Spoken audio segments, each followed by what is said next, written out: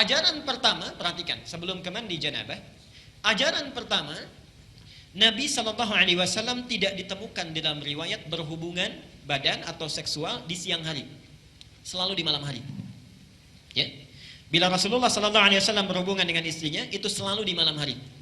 Jadi kalau bapak ibu ingin mengikuti sunnah, mengikuti Rasulullah, maka usahakan semaksimal mungkin kalau ingin melakukan hubungan, lakukan di malam hari, bukan siang. Oke, baik. Sekalipun tidak ada larangannya, tapi Nabi mengajarkan di malam hari. Teruskan. Kemudian setelah masuk kamar mandi, akan melakukan mandi. Setelah selesai, bukan wudhu ya, masuk kemudian akan mandi. Bagaimana cara mandinya? Dan mandi itu disebut dengan mandi apa?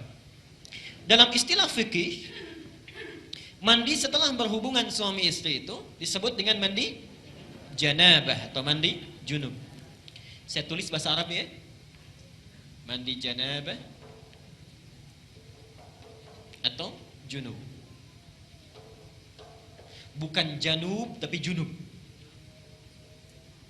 Kalau janub itu artinya selatan, shimal utara. Kalau junub itu mandi yang dilakukan setelah berhubungan. Perhatikan, janabah atau junub itu terambil dari kata al-janbu, janabah.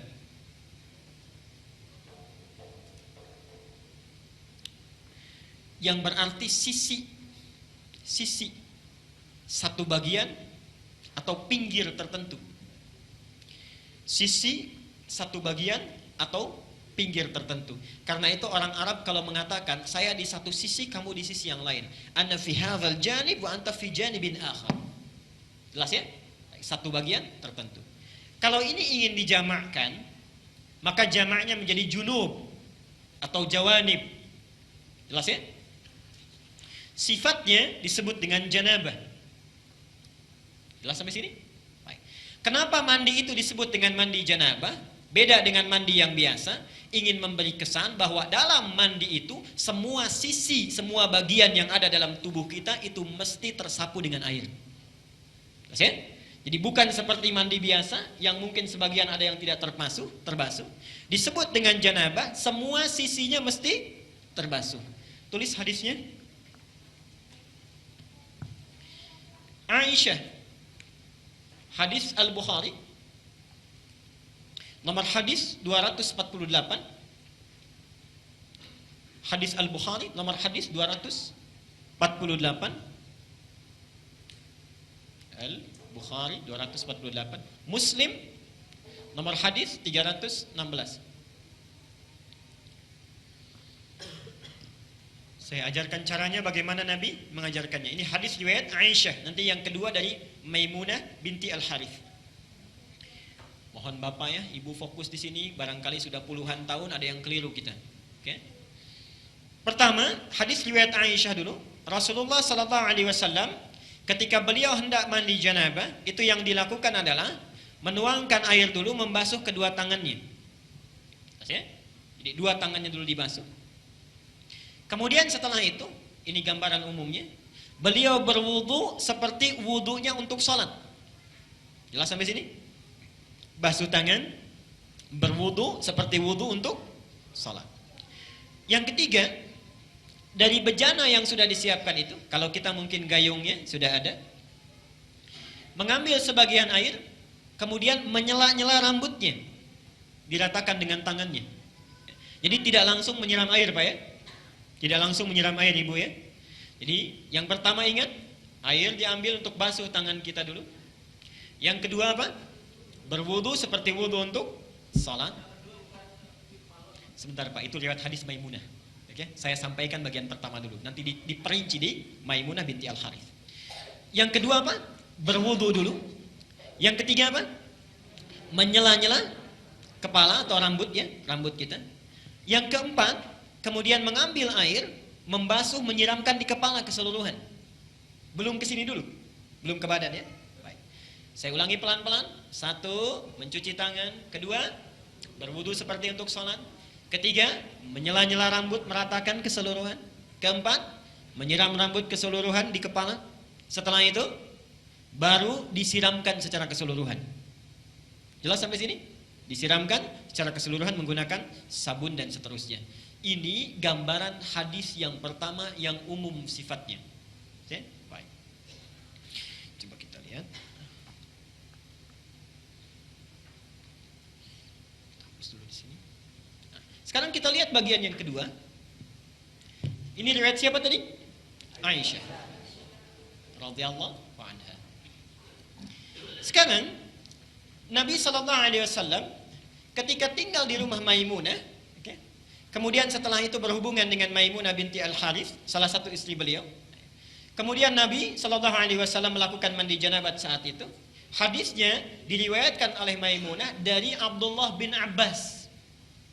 Abdullah bin Abbas di Al-Bukhari nomor hadis 265. Perhatikan. Sebentar, saya menyimpang dulu pelan-pelan. Ibu masih ingat Bapak kisah Ibnu Abbas itu? Anaknya usia berapa tahun?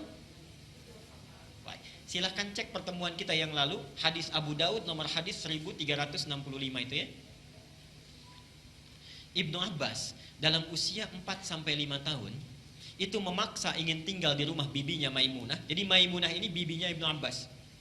Tinggal di sana, ingin melihat bagaimana sifat bangunnya Nabi dari tidurnya sampai tahajud. Saya pernah terangkan ini ya. Ibnu Abbas memperhatikan itu, berdiri di depan kamar Nabi, diperhatikan bagaimana kira-kira Nabi bangun tidurnya. Sampai kemudian tahajud, diajak beliau untuk menunaikan tahajud. Ternyata tidak berhenti sampai di situ. Kelak kemudian hari, Ibnu Abbas ini karena sungkan bertanya kepada Aisyah kan, kalau Maimunah itu bibinya, bertanya kepada Maimunah bagaimana caranya Nabi SAW bermandi janabah. Disinilah muncul bagian yang kedua yang lebih terperinci. Satu, kata Maimunah, Nabi SAW bila hendak beliau bermandi janabat, perhatikan, satu, mengambil air dengan tangannya, lalu kemudian mencuci kemaluannya dengan tangan kirinya.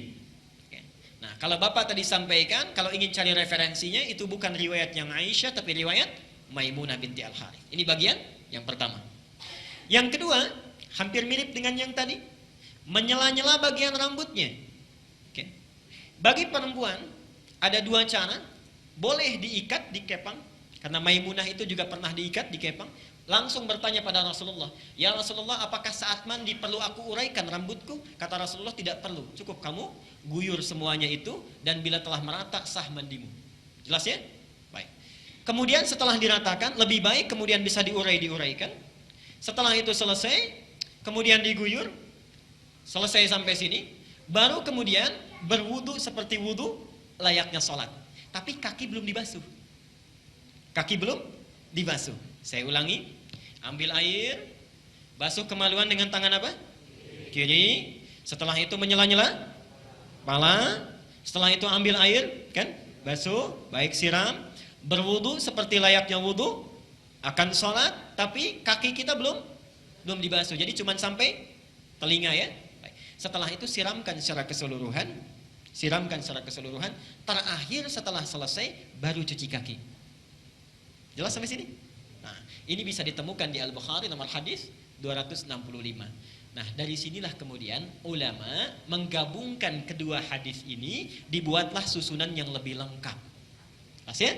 Baik, jadi dari yang pertama kalau kita gabungkan dua hadis ini, pertama mengambil air, cuci tangan dulu, riwayat Aisyahnya.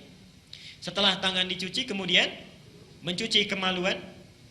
Setelah itu selesai, ada yang terlewat tadi. Kalau di zaman Nabi, setelah mencuci kemaluan dibasuh dengan air, lalu Nabi menepuk-tepukan ke tanah atau ke tembok. Ya. Itu maksudnya menghilangkan barangkali sebagian kuman-kuman yang masih menempel. Sifat tanah kan bisa menghilangkan, karena dulu belum ada sabun seperti sekarang. Kalau Bapak ingin ikut, Ibu ingin ikut sunnah Nabi, ikuti dengan cara yang cerdas. Jangan setelah dibasuh tempel-tempelkan ke tembok begini. Cukup pakai sabun, dicuci dengan sabun. Saya ulangi dari awal. Tangan dibasuh dulu, basuh kemaluan, kemudian cuci dengan sabun. Setelah itu sela-sela kan? Baik ya, sela-sela, basuh kepala keseluruhan, berwudu seperti layaknya untuk sholat sampai kakinya. Satukan, sampai kakinya. Baru setelah itu dibasuh secara keseluruhan, mandi dengan rapi. Kalau sudah dilakukan tidak perlu wudu lagi.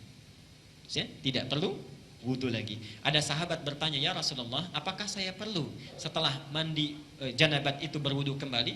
Kata Nabi, harus seperti mandi apa lagi untuk membersihkan? Bahasanya metafor, harus seperti mandi apa lagi? Artinya setelah wudhu setelah mandi tidak perlu wudhu lagi. Jelas sampai sini? Baik.